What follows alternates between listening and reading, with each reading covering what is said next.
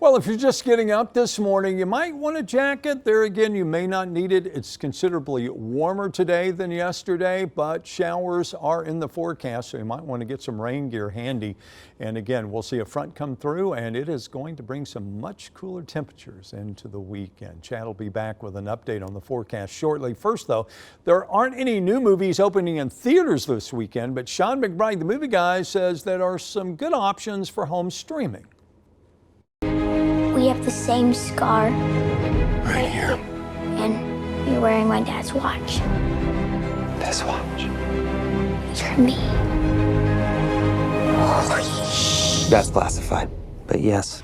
Netflix continues to impress with the release of The Adam Project, where Ryan Reynolds reunites with his Free Guy director for a nifty little sci-fi adventure. Reynolds plays a time-traveling fighter pilot who crash lands in the past, where he has to team up with himself as a teenager in a desperate mission to save the world. Now look, it plays like a family adventure from the 1980s, but I don't think that's necessarily a bad thing. I had a lot of fun with this sweet popcorn adventure. That was awesome. Is everything okay? I'm a gross red monster! This week's best film is Pixar's Turning Red, which is streaming exclusively on Disney+. This is a story of a Chinese-Canadian girl who finds out that all of the women in her family are cursed to turn into giant red pandas whenever they feel overwhelming emotions. So the panda monster is a ham-fisted metaphor for puberty, but I love the rest of this film and the way that it doubles down on the importance of friends and how our central character embraces her change into becoming a young woman as opposed to hiding from it as her mother suggests. It's another charming piece of family animation fun from Pixar Studios. OMG! And that's what's new this week at the movies. I'm Sean McBride, the movie guy. And Sean joins us in studio to talk about both of those. And we're going to add one to the list because we didn't get a chance to talk last week. About and Batman. The Batman, Yeah. which is not Batman, right? It's That's right. another variation on the theme.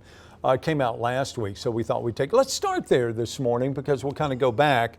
Like it or dislike it? I liked it. I thought it was a little overlong. I think it probably could have lost about a half an hour, and I would have liked it a lot more. I'm not among these people who say, oh, this is the best Batman ever. I mean, there are people out there saying, this is the greatest superhero. No, I actually think Nolan's Batman films are actually better than this one. But I think it works very well. It's a nice new take on Batman. It's Robert Pattinson. He's playing more of a...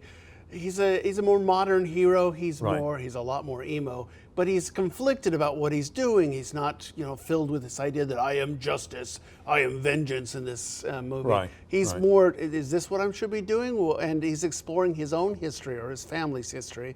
And I think that's kind of fascinating as well. Well, and I think that too brings to forefront what movies are all about, and that's being subjective. Mm-hmm. Your take on this is one thing, and then we're sitting in the newsroom yesterday, and one of our younger photographers is like, "Are you kidding? Exactly. This was the greatest cinematography." So again, it's just, and you could say the same thing with James Bond movies. Oh, absolutely. Somebody will tell you, "Oh no, Sean Connery is the only James Bond." And it's Sean Connery is my James Connery versus Daniel Craig. See, and I'm just the opposite. I'm a Daniel Craig. He's the best James Bond ever. Okay, that's so interesting. but that again, that's why we make movies. And why we remake movies, because you want to give new audiences their cast of actors. I got you. And I think that's important as far as keeping cinema healthy. So. All right, if you had to pick one of the two other movies that are again streaming, so you don't have to go anywhere, they're going to be at home if you have the right services. It's going to depend if you're a boy or a girl.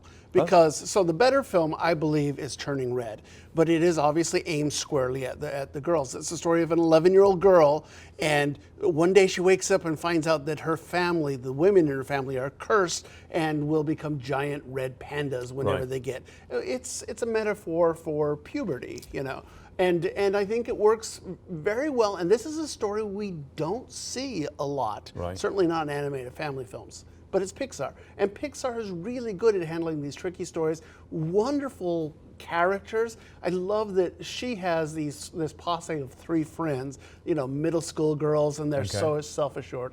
I think it's really well done. And again, I see what you're saying. If you're, a teenage boy, you'd probably much rather see The Adam Adam Project, Project. because it's sci-fi. Sci-fi, and it's Yeah. got a boy protagonist, Yeah. and it's also pretty good. So you have, look, all three of the movies we talked about, all of them are pretty good this There week. you go. All right, so you've got the option. Of course, if you want to see The Batman, you're going to have to go to the movie theater There you go. to see that, but you can stay at home and watch the other two, and looks like it might be a weekend to do, To do just that, yeah. Sean, thanks as always. Sean McBride, the movie guy, joins us every Friday to talk about what's new at the box office.